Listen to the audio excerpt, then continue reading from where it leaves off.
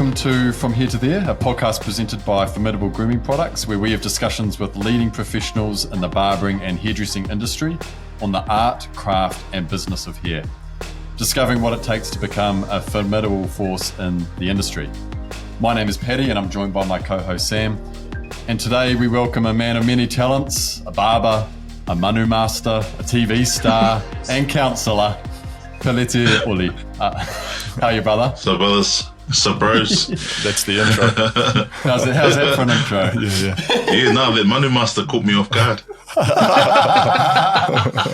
I thought I'd throw that in there. No, nice. So, just to start, it'd be cool to give some of the listeners who may not know you a little bit of background in sort of your life, your background, and how you got into the barbering industry. Tell us a story, man, from the start, wherever suits for you. Yeah, for sure. Okay, from the start, I was born in a straw hut. So that always sounds good, eh? But I'm not legit. I was born in Samoa, in Savai'i, the more provincial island, and I was actually born in a straw hut. Awesome. Mum and dad, mum and dad wanted a better life, and my mum's brother was already here in New Zealand. They lived here in Hawke's Bay. Hawke's Bay is known for its produce and vegetables, so a lot of farms here and orchards here. So we moved here to work in the orchards. Mum and dad raised us, picking apples, picking all the vegetables and fruits here, whatever season it was. Our work ethic was from mum and dad. We had a big family, 10 brothers and sisters. So we didn't have a TV. All the entertainment was amongst the 10 of you. Yeah, I love that. So it's quite competitive come dinner time. I really enjoyed growing up with my brothers and sisters, and went to school here. We were raised in a small town called Flaxmere, which is here in Hastings, and then I went to Hastings Boys High School, where I met a good friend of mine, John Funui, who moved from Huntly in Hamilton, in Waikato area. And he just, one day we were sitting in class, and he said, he saw my hair like this, and he just said to me, bro, your hair will look cool with a fade. I didn't know what a fade was, but he said, let's go to my house, we'll have a feed, and then I'll cut your hair. And he cooked us a feed and then proceeded to cut my hair. Super short, it was a zero fade. I didn't know at the time, but the next thing that he did was very powerful for me, especially growing up as a Samoan kid in New Zealand. Being Samoan, my family were very traditional, so the hierarchy of children respecting your elders is very much at the head of each family. We need to show respect for elders. So I didn't have a strong relationship with my dad in terms of him showing me stuff or him teaching me how to do things. It was more, he would only speak to me when I got a growling or if I'm getting a hiding. So with my friend John, what he did next for me was he said, okay, you're going to cut my hair now. And I said, bro, I can't cut hair. And he said, don't worry, I'll teach you. And what that did for me was very empowering, because I had never been taught anything, hands-on before. And the other big thing was he was willing to give me a chance. So he trusted me. So that was huge in terms of my barber career, because as soon as I started cutting, he was teaching me all the steps. And that's where my barbering journey began. We started cutting at school, in the changing rooms and, spare classrooms. We had a line out the door teaching all the boys. And that's where my barber journey began. No YouTube back then. Didn't really know about barbering and what it had to offer in terms of barber schools or barber courses at that time. So everything I had learned was from my mistakes. And that's pretty much my barber journey in a nutshell. I then went on to open a small barber shop in honor of my brother Some, who I'd lost. He committed suicide. And then my friend John Funui, he passed away as well. So that's what really fueled my journey to want to continue their legacy, and also in their honour. But that's the way I wanted to show my love for John Whenui for teaching me this craft of barbering, was continuing to do good things with the gift that he gave me, but also serve my community and do the best that I could with what he gave me, and I'll always be grateful for that. Yeah, that's me in a nutshell. That's awesome. Amazing, bro. Sam? It's huge. I mean, yeah, obviously in terms of that adversity, and like you said, through the grief of your brother and also your friend Peleti, you turn that into a positive, not a positive thing, but a thing where, hey, let's fuel a little bit of fire within yourself to do what those two gentlemen probably would have wanted you to do, which is, create something that's going to help everyone else, and create a cool environment there in Flaxmere. It's special. Yeah. Thank you, absolutely. Bro. Thank you. And did you, Peleti, from there, obviously you opened your shop, and I'm interested to know, what was that like? I mean, was it just you? How did you build that business, and what was your journey? Obviously you opened the doors, and then what's the story from there? Yeah, it's crazy because so during the preparation for my brother's family service, the reason with the strong connection with me and my brother Some, me and him used to cut hair in our garage. So guys would often come to our house, and me and my brother Some would be cutting in the garage. So that was special. And because he had passed away, I no longer felt that safety. But the next thing that happened were all our cousins were coming for the funeral. They were getting ready. So everyone wanted to look good. So all my cousins, brothers, friends, were all sitting in the room asking me for a haircut. And I was like, right, can't you see I'm trying to, deal with my emotions and trying to mourn the loss of my brother, and all you want is a haircut. To me, that sounded selfish. So I vowed to all of them, okay, make the most of this last haircut because I'm quitting barbering after this. Really? Make the most of it. And they took it lightly, they thought I was just joking. And then the first guy was like, okay, cool, I'm first. Sat down in the chair, and I just started, turned on the clippers and started cutting. And from that moment, with all the craziness of the grief that was happening in my head, and also the hurt that was in my heart, for the first time with those clippers in my hands, cutting someone's hair, I fell into this place where I call my solace, or my place of peace, where I was alone to my thoughts, and for the first time I felt safe. The flip side of that was I had the power to influence this person that's sitting in my chair to make their day better or to make their day worse. So if I give them a crap haircut, I know I'm going to make their day worse. But if I give them the best haircut that I can give, I'm going to influence them and make their day a lot better than when, before they sat in the chair. Once I realized that power, it really became my protective cape, if I call it that, the invisible cloak. I really discovered my superpower in that moment. And from then on, I continued cutting, but I was cutting for free.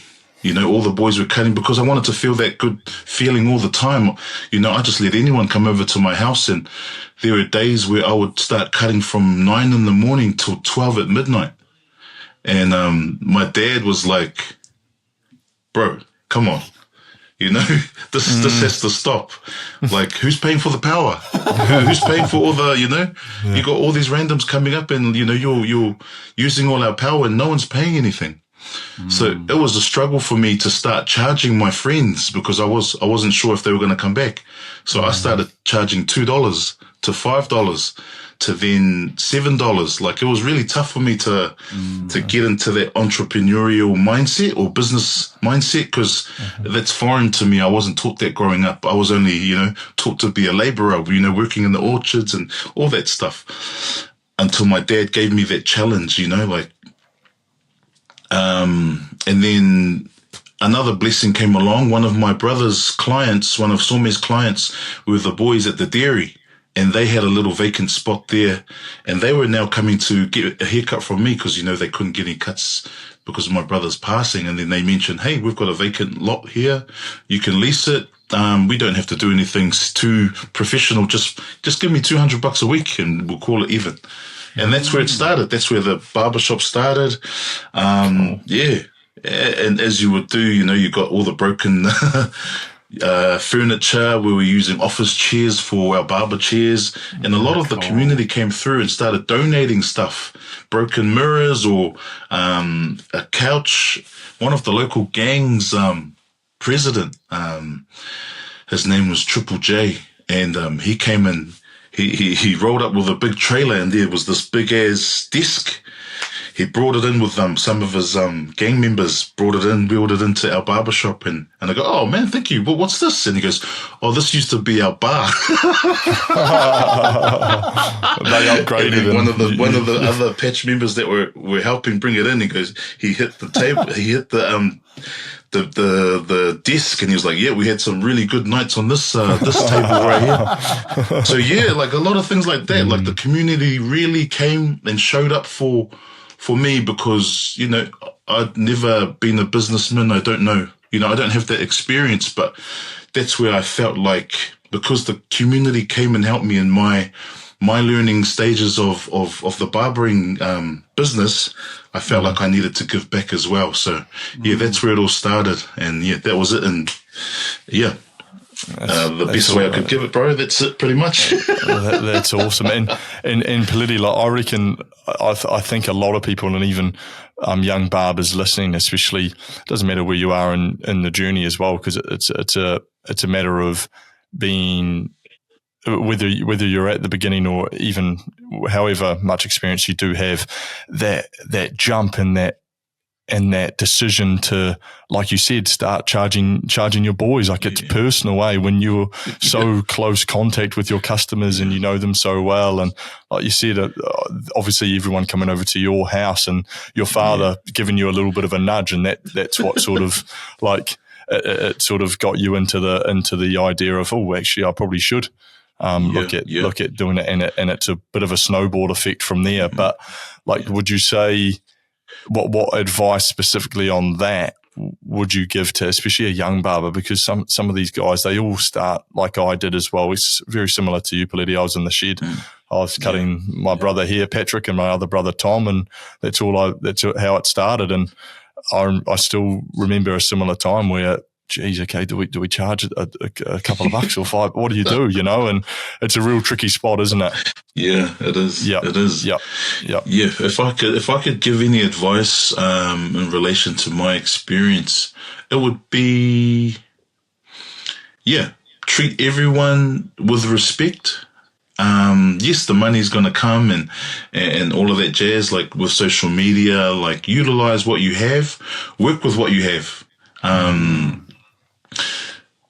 Keep it simple, because I know comparison is the real killer of any type of success, is when you see other people, oh man, he's making this amount of money so quickly, and that can really deter you from your purpose. So for me, find your why is the strongest one. Values as well. Stick to your values, your core values, and what your brand is and what you want to establish or deliver as a barbershop. But also look after every single client, whether they're a superstar or, someone who's a regular. Like, just look after, cut everyone as if you were still cutting them for free, if that makes any sense. Because now, being on this side of my barbering career, all the fame and all the accolades and all the people that you may have cut, like all the glamour of the barbering really comes down to relationships for me. It's building those relationships through the barbering, and you can definitely get lost when you start to kind of build a bit of momentum or get a little bit of attention on social media, and it could kind of deter you from your purpose. So yeah, definitely find your why and stick to it. I agree, man. Totally. Love that, bro. And staying humble too. I mean, you're an example Yeah. of that. You know, yeah, you're so right. And I'm sure lots of barbers, young barbers particularly, who are growing up in this age where they are just absorbing all this media from all these barbers, not even just in New Zealand, but worldwide, you know, and this sort of like, it's almost rock star-ish, Yep. you know, kind of vibe to it, you know, some of it. Yeah. And you can understand why some young people would be like, that, I want that, you know what I mean? Or they're in a rush to get there. Yeah, rush to get Yes. there, like, without going through the steps, without building. And I can see why some people would burn out and also lose why they're doing it. Like what you're saying, your why was so solidly established. It's like a foundation for you that no matter what sort of rocks you, you still had that foundation. And Sam is exactly the same. Yeah. It's part of his identity and it's part of yours. Like it will always be part of you. For sure. And even when you move beyond that, and that kind of goes to what could be cool to talk about now is your journey through barbering into other avenues, bro. Like you've had an impact. You're a classic case of what we and our brand and Formidable tries to talk about is having an impact, whether that be on one person, whether that be on your community or beyond that. How did you go through being a barber and owning a business and where that's taken you? Can you talk to us about your journey on that? Yeah, as you mentioned, the word burning out, man, I hit the wall so many times, so many times. And there were moments where, I had like a full team and, you know, we were on fire to the days where I'm cutting by myself, you know, like it's such a roller coaster ride, because barbers that do come into your barber shop or your barber journey, they're all on their own separate journey. And some of them are, you know, like they may, you know, be in the barber shop as a stepping stone or, you know, another step on the ladder. So they're not going to be there for a long time. But I do very much appreciate the barbers that stood by me in those tough times. And I'll give them a little shout out. My brother, my bro, Saili, Sunny, Morgan, JJ, man, Naren, oh gosh, Carlos, all the boys, Lee, gosh. So I really want to shout out to those brothers. And I want to shout out to, gosh, I call him Rambo. This little Indian brother. He just turned up and he'd wear like a tuxedo, almost a tie, like a tidy-ass suit. And he'll stand there like in Flaxmere in my hood barbershop. Then you've got this random Indian guy who's like properly dressed with a shirt and tie. And he's standing there like this, or sometimes with his hand behind his back. And like as soon as I use a number two, clip, and I'm cutting, and I put the number two back, and then he'll grab a brush and brush it off and put it back in nicely. I love it. But oh man, and everyone's like, bro, who's that guy? And I'm like, oh no, this is my bro Rambo. But I did a workshop one time at EIT, and you know, I just did a demonstration and he approached me and asked me if I could teach him, you know, if he can come and just watch me cut. And I was like, yeah, sure. So I really give it up to that guy because now, you know, many years on, I was having a pie at the dairy, because I now work at a high school now, Hastings Boys High School. So I was having a break and then, bro, this car pulls over in the middle of the road, a BMW. And the window winds down and it was my mate Rambo. Oh, awesome. And my mate Rambo, I'm like, whoa, what's up? You know, and his wife in the back of the car, you know. He's got his hat like this, you know. He's no longer wearing the shirt and tie. He's got his hat cap like this and he's like, what's up? You know, comes out of the car's parked in the middle of the road and he just comes over and shakes my hand like, hey, thank you for, you know, everything you've done. I've just opened my own barbershop and I'd love for you to come and check it out. Cool. And I'm like, what? So yeah, he was with me for a long time, just not even getting paid. He didn't even want to get paid. I couldn't shout him a feed because he was, he had his own kind of dietary, needs. So he didn't eat fish and chips, so I couldn't feed him. So he just guys like that, I'm super, super grateful for, and for him to turn up, doing well, got his own barber shop. And for me, that money can't buy that. Money can't buy that. And that's what that would be my barber journey in a nutshell, is having inspired someone else, or having that respect from someone else, not so much for my ego, but more so I've become a guardian of the craft of barbering, and it's not my trade or craft to keep, but it's my duty to pass it on and share it with someone else. And it's been awesome, being on the journey of barbering, being able to, find other avenues. And the main reason why I do try and open up other doors for others is so they can experience that same love that I felt for barbering. And we're always blessed with the opportunity to give back. My man Rambo is just one of those stories. So that's it in a nutshell, man.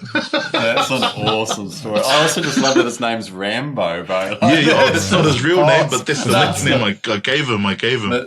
I love that, and he'd wear that with a badge of honor, bro. Very proud, That's awesome, bro. So tell us about like you said, you're at the high school now, but I know you've done in the past few years, you've done a lot of different things, and you're having an impact in many different ways. The most random is career. Tell us about it. How did you transition from a barbershop owner in Flaxmere to doing all these different things that you've been doing? I don't know how I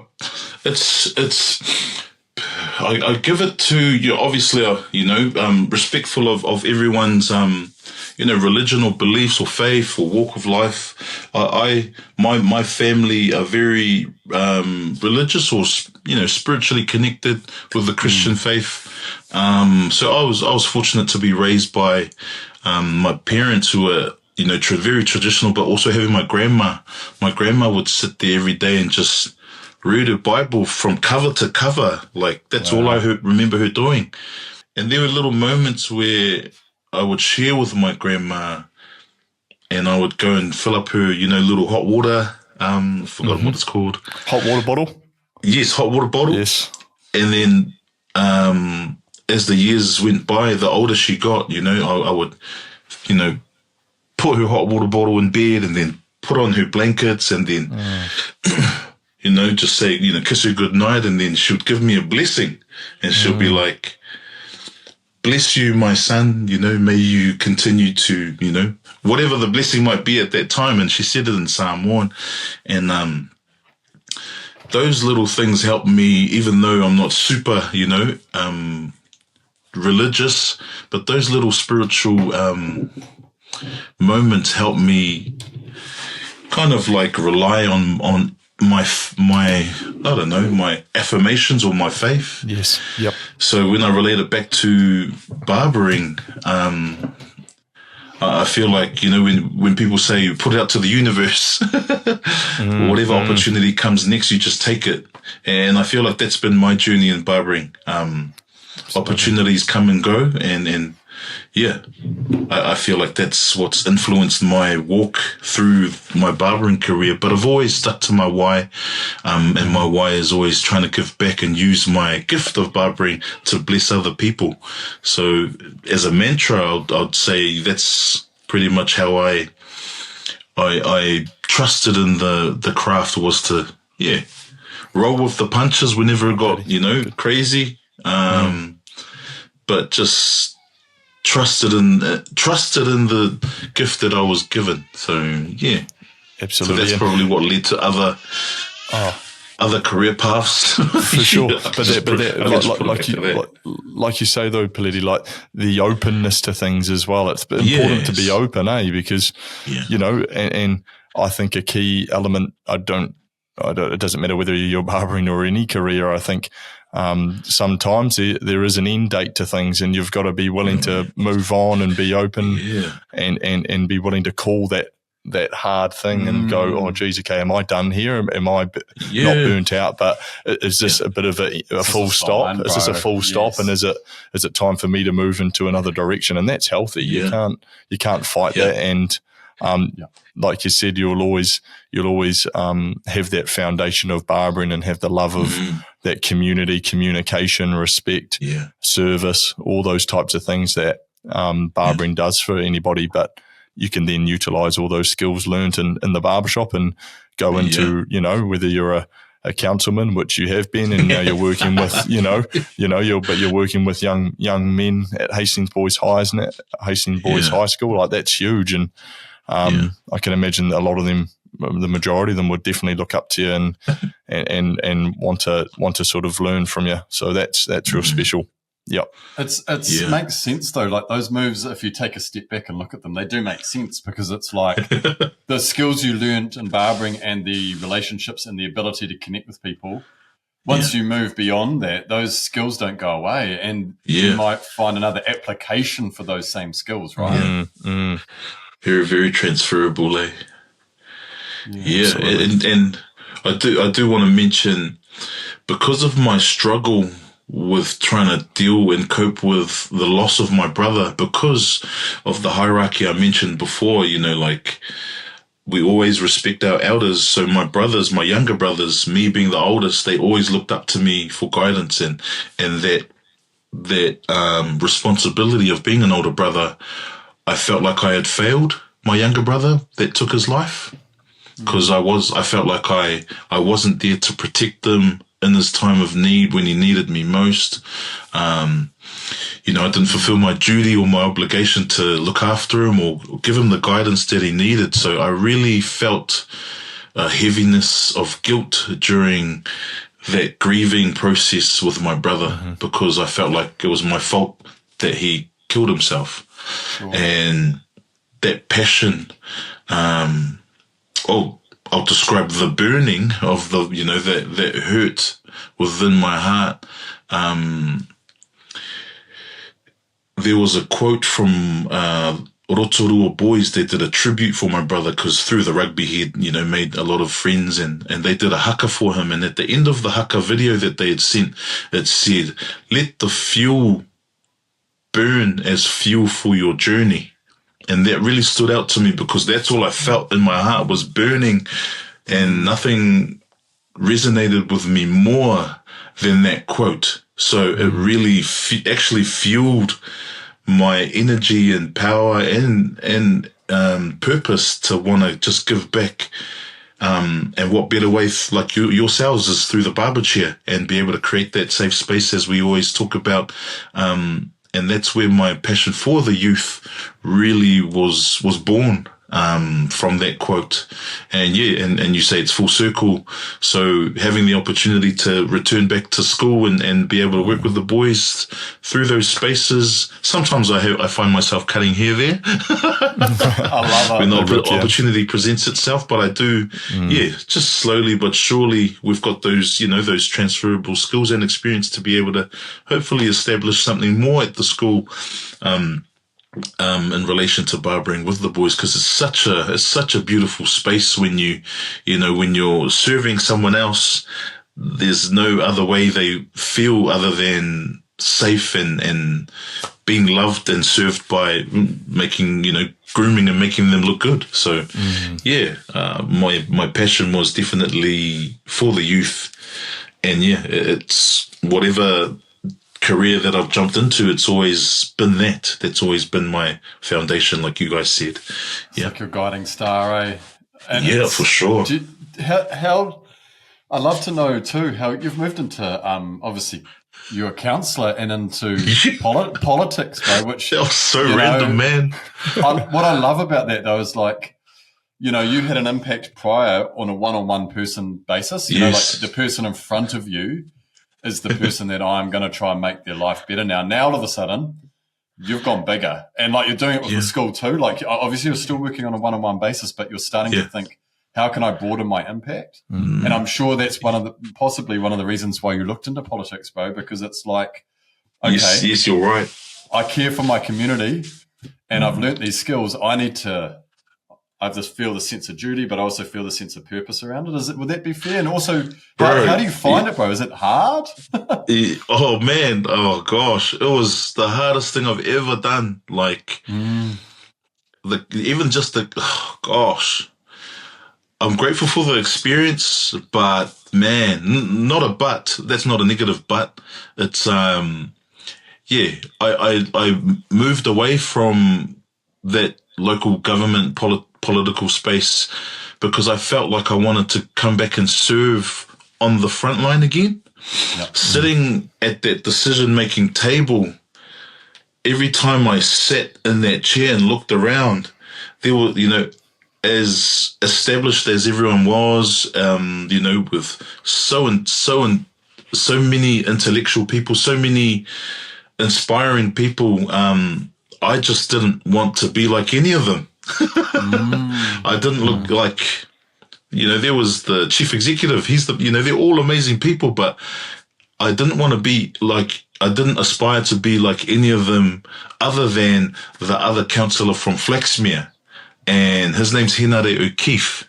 And he was the only one in that room that I wanted to be like. And that made my decision easy to move away from, being in the council, because what he does is he goes and serves the people, all day, every day. And so I didn't need to be at that decision-making table to do that. Love that. But how I got into politics was, another blessed experience, another opportunity that I was blessed with. And it came from the Barber documentary. Cool. So the local MP, not at the time, her name's Anna Locke, and she was campaigning to run for central government, to run to become the MP for our region. And she approached me in the barbershop and she was like, "Hey, I seen your documentary, blah, blah, blah. I think you'd make, I think you'd have a good crack at winning the seat in the next election." And I'm like, and then she said, "Yeah, you'd do well in the next election becoming the councillor for Flaxmere." And my response to that was, "What's a councillor?" Like, what are you talking about? Cool. So she laid it all on the table and she said, "Your friend Henare O'Keefe, because he was our current Flaxmere councillor at the time. He was my friend." And she was like, "You've got an opportunity to be able to, become one of the councillors for Flaxmere." And it was a tough decision because I didn't know a lot about, politics or local government. So my wife and I had a conversation and my wife asked me, "What do you want to do? What do you want to do with this opportunity that you've just been given?" And she asked me, "What's my passion?" And obviously my passion was working with youth. And like you described earlier, we work one-on-one with our clients. And then my thought was, if I become a counsellor, I'll be on a much broader and bigger platform to be able to influence and help others in such a bigger way. And that's exactly why I chose to take the opportunity to become a counsellor, was that very reason, was to broaden my horizons and help get more help for the community of Flaxmere and help or be on a bigger platform to be able to spark change and influence positive change. So that's that was the reason why I jumped in. But then of course you found it may not have been the way that you prefer to serve, right? And there are people who do amazing stuff in that space. Like, don't get me wrong. Yeah. For sure. But I can also see what you were saying. You're sitting around that table saying, "I want to get my hands dirty a little bit." You, like you say, on the front line, you want to be actually doing it, don't you? Absolutely. And you've got that relationship there to work with those individuals and work with the council and everything. But like you say, Peleti, when you know your set of skills, you want to be there and talking with and working with the youth and working with the people on the front line. That's where you want to be. It's awesome. Yes. Yeah, I had some beautiful moments in there. I actually really truly appreciate the experience because I now have a bit of an understanding of how the process works and what change looks like and what it takes to kind of get things done in the community. So I'm really appreciative of that opportunity, and the people that I've met and connected with, I would have never ever connected with those people if it wasn't for that opportunity. But I'll describe my experience through this analogy, and it's an analogy that I've come up to describe my experience in local politics. I thought I was going to go in and, get things done straight away. So I thought we were going to go in and, just start playing checkers. Yep. But then I quickly learned that everyone else were playing chess. By the time I had finished my time as a councillor, I realised they weren't playing chess. They were playing snakes and ladders. Well put. Yeah. So that's a quote, and that describes my time as a local politician or as a councillor. Yeah, it's an interesting space, It's because it's like, if you step back and look at it without knowing that experience, you think, I can go in there and I can advocate and I can push for what I need and what my community needs. I know because I live there. Like, you feel like you have something to contribute, but then there's more than one avenue, Like that sounds like a cool path, and for some people it is a cool path, and some people get amazing stuff done and get great reward from it and feel like this is my calling. And then for others, they're like, "No, bro, put me back in the field," and get me doing the stuff that I know how to do, and away from all these kind of roadblocks. I imagine at times you had a few roadblocks. Yeah. Yeah. No, it was really, really good experience. And I can see how people do change when they get into that space or that get that kind of power. I can see and understand why that happens. And then also on the flip side, when you leave politics, and I can see just the huge shift of weight of responsibility off your shoulders. You don't know what to do with yourself after you've left council. I actually struggled when I left council because I had just changed into a completely different person. In my mind, I still had the same values and stuff, but how I viewed people and how I viewed the world through that lens of being a councillor was really hard to shake off. I think it took me about 7 months to kind of get back to normality in the way I used to think, because you can get quite arrogant in the way you talk to people, because as a councillor, you've got all these office workers and the team in council who just do everything for you. Yes. So I can see why MPs can kind of get quite But by nature, kind it places you arrogant. You can. I can imagine that 7 month period where you said it took a little while to get back to how you were, Peleti. You get a bit disconnected from it, you can get disconnected from possibly your people or from what you're actually all about. And sometimes, what do I want to achieve? Yes, and sometimes when you're sitting at the big round table, it's an interesting way on how you look outward. At the issues, and are we grouping things in groups, and are we gonna what hoops do you need to jump through? And it can get a bit, and you can see that everywhere you look sometimes. It's difficult. Lots of different agendas, lots of red tape, lots of like you could when people are trying to lobby and get you on their side when it comes to decision making. It's like Survivor. The program Survivor. I love that show, bro. Yeah, we got to vote off Survivor too. We got to vote him off, bro. He's toxic. Just wasn't televised, it's like Survivor. I love it, but then, there's beautiful people in that space. I've met a lot of great people there, powerful people. But it just wasn't for me at that time. So I could consider going back when I'm semi-retired. But it's good to have that experience, and it's all good. I love that, man. What an awesome story, bro, in terms of your journey. And I think there's a lot in there for a lot of people, and there'll be a lot of people of a similar background to you, discover barbering when they're young is like this, powerful tool. And I wonder if there's anything else that you'd like to say to maybe people who have had a similar life experience to you about, the power of, the shears and power of the clippers, and maybe something that they could look into, or advice that you would give to those people. Was there anything? Yeah, let the clippers do the talking. Hey, don't get ahead of yourself. Always trust in your own skill set. Don't try and overcompensate for things you haven't learned yet. But yeah, like you mentioned before, always stay humble.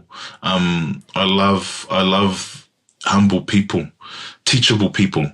Yeah, if you're an aspiring barber coming up, man, stick to the broom, like old school. The broom is your best friend. And whenever I see someone, some of my workers in the past, I've had some young bucks come into the barber shop, and you could tell they've got chip on their shoulder where they think they're the best, and they always try and battle you and challenge you.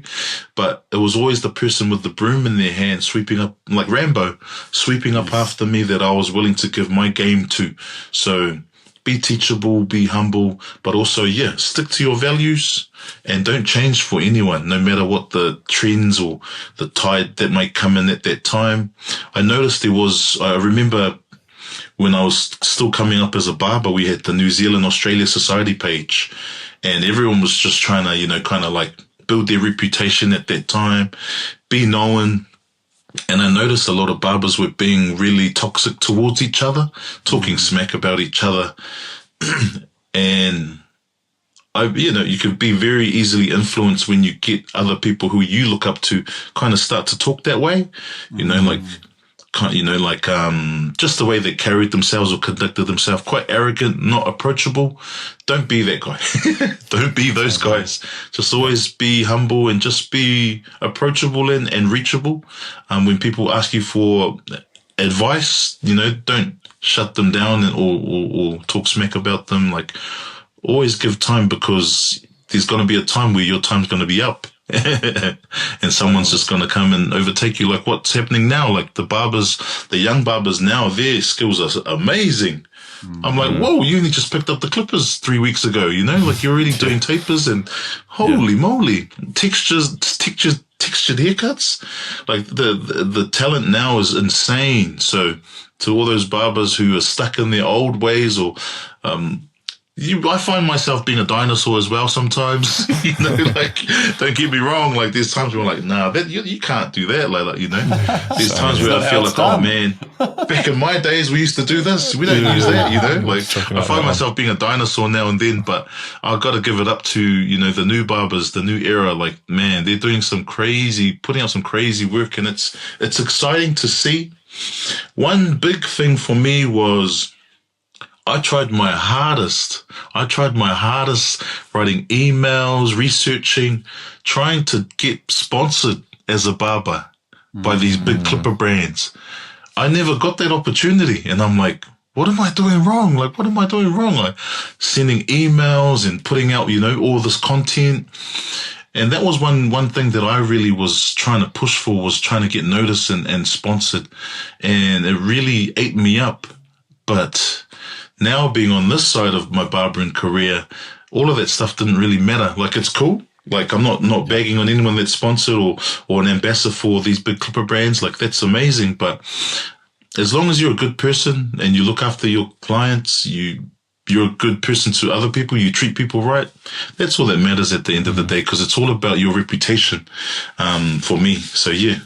And it's like, that's your value, eh? Because those people care for you, and those people, they need you in their life, for sure, bro, for sure. Yeah. Hey, just to finish, we do a little rapid fire session, and then we'll wrap it up. Peleti, but these are just like, basically the rules are simple. I'm just going to tell us the first word, thing, product, idea, or anything that comes to mind with the following prompts. So we just want to read off a few from that head of yours. So cool. Sorry, boys. I apologize now. I'm pretty urban.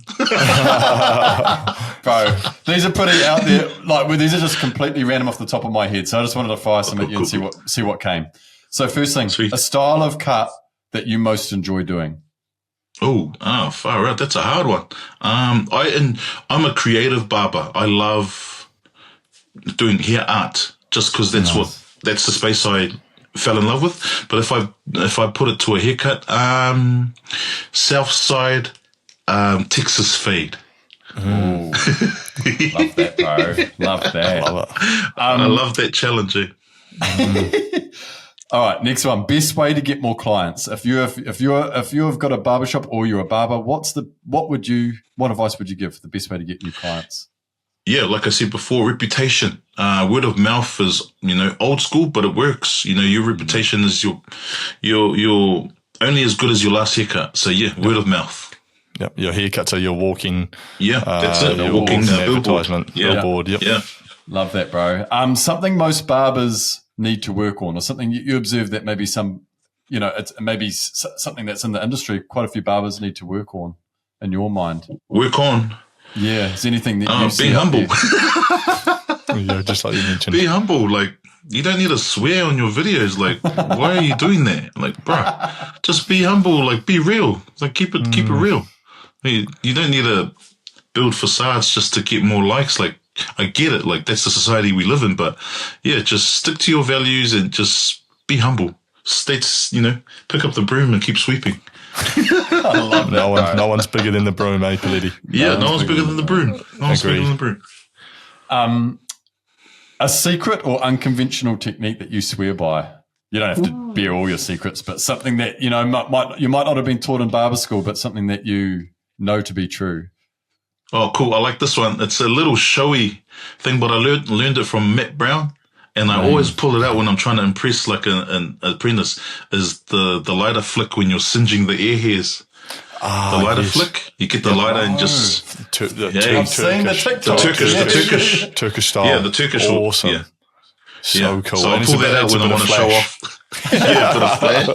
Bring the lighter out. And the clients are like, wow. Yeah, that. Shout out to Matt Brown and his barber, Ati, I think. Ati. I love that. And the last one, bro. What's a good icebreaker question to get people talking? Because I'm sure you've had some shy people in your chair. What's some way you get people talking? Because I know you're passionate about how a barbershop is a real safe space for men. Yeah. How do you get people talking? Yeah, that's a good one. Off the top, oh gosh.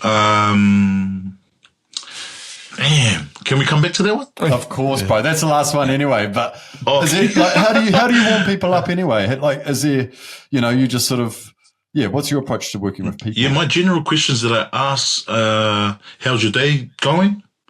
Where are you from? Because often that tells a lot about a person, where they're from.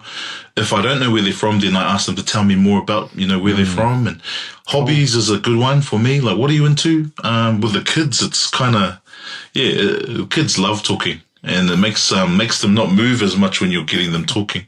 So those are my general questions. But if I was to go deep, I would be asking, I would ask if you could ask anyone a question, present or passed on, what would that question be? Love that, bro. And I'm guessing they'll come out with some cool. Can I ask you guys that? That's actually so hard, eh? It's hard to choose, isn't it? Yes. Like, give me 10 minutes, eh? That's the... Well, that's cool, because you then they answer sit there and think about it. Yeah. Sam, you got us, bro. It's a hard one, but no, I know what you mean. That is on a deep level ability, but it's good. It gets people thinking, and it gets people comfortable with you, that you're a listening ear.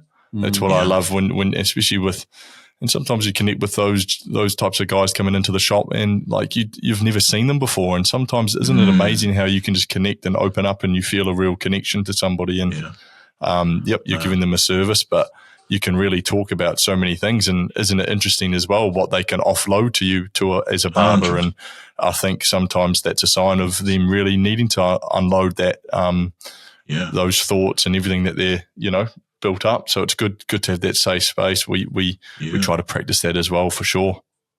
But I'm not going to answer the question. Sorry, mate. My mind's racing. Was that a politician's answer, bro? That sounded like a councillor or something, eh? Just diversion. No, that was real. I'll answer it. If I was to answer that question, I've answered it before. I would ask my brother, Soulman, that passed away, are you proud of me? Did I do enough? And I love you. Love that, bro. It's special. It's funny. Our minds instantly go to family. Think, 100, 100 people that we had a connection with. That, maybe something that went unsaid or something that that you want to reassure. For sure. Yeah, for sure. It's powerful, bro. Damn, I feel like I'm in the chair now. Well, this space here, I appreciate. You letting me be on your platform and in this space. So I'm really humbled. You guys invited me here, so thank you for allowing me to share my story. Here on Formidable. Thank you, brother. We appreciate it. We really Thanks appreciate so much you for your too. time.